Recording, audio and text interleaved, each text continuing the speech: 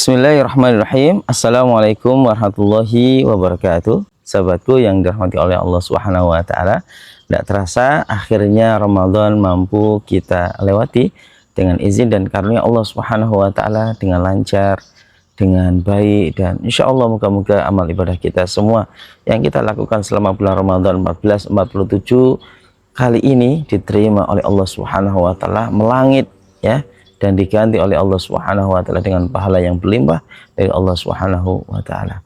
Barakallahu sahabat sekalian yang dirahmati Allah, di momen 1 Syawal ini izinkan saya Imam Muslimin mengucapkan taqabbalallahu minna wa minkum kullu amin wa nahnu bi khairin insyaallah. Semoga Allah Subhanahu wa taala benar-benar menerima, mengangkat amal-amal ibadah yang selama ini di bulan Ramadan kita lakukan ya, diterima oleh Allah Subhanahu wa taala, baik dariku dan dari kalian semua, menjadi amal ibadah yang menjadi saksi dan pemberat timbangan kita nanti kelak di yaumil hisab di hadapan Allah Subhanahu wa taala. Amin ya rabbal alamin. Wa kullu amin wa nahnu bi khairin insyaallah.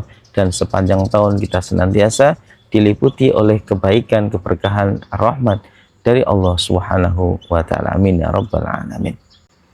Nah, sahabat sekalian yang dirahmati Allah, ada satu ungkapan dari seorang ulama, Al-Imam Ibn Rajab Al-Hambali, ketika kita berada di hari Idul Fitri, di hari Syawal seperti ini, yaitu apa? Laisal Aid liman labisal jadid walakinnal Aid liman taqwallahi tazid.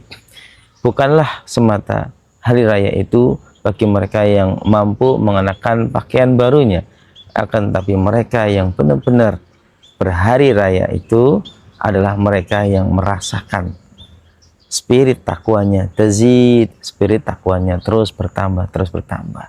Sahabatku sekalian yang dirahmati Allah, tidak bisa dipungkiri bahwasanya kita ketika berada di bulan Ramadan dalam pengasuhan Allah Subhanahu wa taala, dalam pengasuhan iman dan ketakwaan. Kita diliputi dengan ketakwaan ketika kita beramal ibadah, ketika kita berpuasa, ketika kita sholat, ketika kita baca Quran, semuanya adalah asuhan-asuhan ketakwaan dari Allah Subhanahu wa taala. Iman kita begitu menguat, iman kita begitu membuncah. Oleh karena itu, jangan sampai kita lepaskan itu semua pasca kita selesai beribadah di bulan Ramadan. Bulan Syawal bukan bulan perceraian antara kita dengan takwa, antara kita dengan spirit Ramadan. Teruslah kita bawa spirit Ramadan melintasi waktu, melintasi zaman, melintasi bulan-bulan yang lain ya. Boleh memang Ramadan ya, bulannya telah melewati kita, telah meninggalkan kita, tapi spiritnya jangan. Kita harus terus pertahankan ya, spirit takwa dan iman kita yang kita telah pupuk selama bulan Ramadan. Oleh karena itu sahabat sekalian yang dirahmati Allah, sebagian ulama juga menasihati kunu rabbani wa la takunu ramadhani. Jadilah hamba Allah yang rabbani, jadilah hamba Allah Subhanahu wa taala yang ibadahnya karena Allah, mengharap ridha Allah dan semata untuk Allah ya. Itu adalah rabbani, bukan ramadhani. Bukan mereka yang beribadah dekat dengan Allah Subhanahu wa taala semata karena bulan Ramadan. Selesai bulan Ramadan maka selesai dia ibadahnya, dia selesai semangatnya, dia selesaikan semua kenangan-kenangan indah dalam balutan ibadah di bulan Ramadan. Nah, sahabatku yang dirahmati Allah Subhanahu wa taala, ada satu hadis Nabi SAW yang moga-moga menjadi nasihat buat kita. Hadis yang diriwayatkan oleh Imam Bukhari Muslim dari Aisyah radhiyallahu taala anha, Nabi SAW bersabda, "Saddidu, luruslah kalian hai umatku dalam beramal. Jangan tengok kanan, jangan tengok kiri, jangan belok kanan, belok kiri, lurus. Sekali kita beriman, terus beriman. Sekali kita telah menekuni suatu amal soleh, maka tekuni dengan baik ya." Karena Nabi SAW idza amila amalan atqalahu. Nabi SAW itu apabila melakukan suatu amalan maka beliau tekuni itu, lurus. Saddidu, luruslah dalam beramal, istiqamah. Wa qaribu ya, dan selalu ya mendekatkan diri pada Allah Subhanahu wa taala. Selalu qaribu, melakukan amal-amal ibadah yang relevan buat kita, yang ringan buat kita, tapi istiqomah ya. Oleh karena itu jangan kemudian kita melakukan suatu amalan-amalan yang terlalu memberatkan kita, setelah itu timbul rasa jenuh dan berat, bahkan jerat dalam jiwa kita. Enggak, tapi qaribu, lakukan amal-amal ibadah yang relevan, yang memungkinkan, ya, karena la yukallifullahu nafsan illa wus'aha. Allah tidak mungkin membebankan pada hambanya suatu beban yang di atas kemampuan dia, di atas kapasitas dia, ya. Tapi agama itu mudah, ad-dinu yusrun, agama itu mudah. Wala yasyadad-dina illa ghalaba. Tidak ada seorang pun yang mempersulit, ya, dan memperberatkan agama ini kecuali dia akan terkalahkan. Nah, sahabat sekalian yang dirahmati Allah, absyiru, dan sampaikanlah kabar gembira, bahagiakan orang lain, ya, ringankanlah orang lain, berikanlah jalan keluar, angkat kesulitan dari orang lain, senantiasa jadilah penggembira bagi orang lain, ya, yang membahagiakan orang lain dengan kebaikan kita tentunya. Wabsyiru.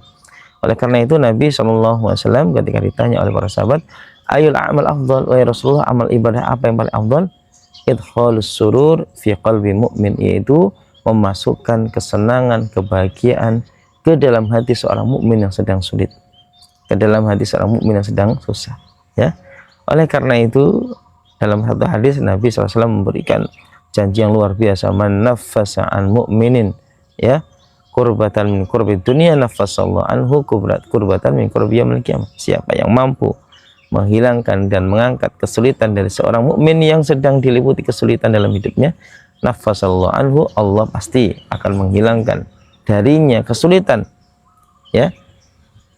Naffasallahu anhu kurbatan min kurbi yaumil qiyamah. Nanti kesulitan nanti di hari kiamat. Masya Allah, ya, man yassara ala mu'sirin yassarallahu fid dunya wal akhirah. Siapa yang mampu memudahkan, ya, seorang hamba muslim dari kesulitan yang dihadapi, ya, yassarallahu fid dunya wal akhirah, Allah akan memudahkan urusannya di dunia, lebih-lebih nanti di akhirat. Masya Allah, ya.